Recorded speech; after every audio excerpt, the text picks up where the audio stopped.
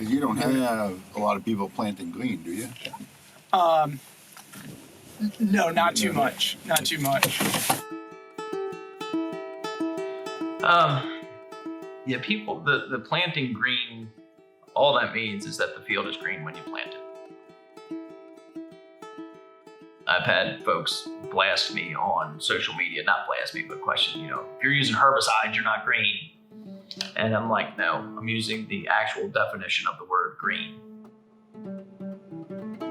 So that means that the field is physically green. That's it. It's not brown. It hasn't been killed with herbicides. It hasn't been tilled.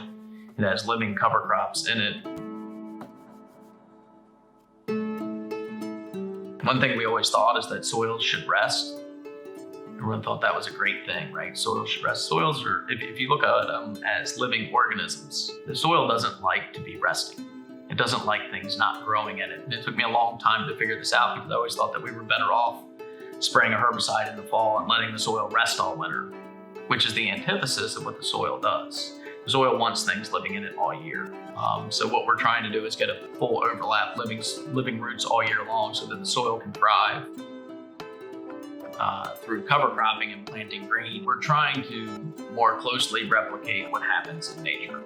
So we still grow a monoculture of corn, soybeans, and wheat, which does not promote diversity.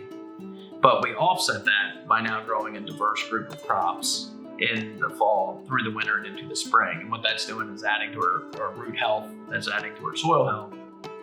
A lot of times now, if we plant real early, we're actually allowing the cover crops to grow for another 3, 4, 5 weeks prior to terminating them so that we can actually have the two crops growing together, the cover crop and the field crop that we plan to harvest as a commodity. We're seeing bees, we're seeing songbirds, we're seeing things that we didn't used to see. Even though we're still controlling it, we're not controlling it near as much as we were. We're giving up some of our mechanistic views. But it's after you've had all that control, whether it be tillage or planting into brown, no-till fields, it's very hard to give a lot of that up because human nature, or at least in the industrial world, is that we want to control everything and we think that everything should be very linear. So by planting the cover crops, by getting different flowerings, getting different planting times and dates, we're giving up a lot of that control. Now this year we have a bunch of grasshoppers that we're out spraying with pyrethroids.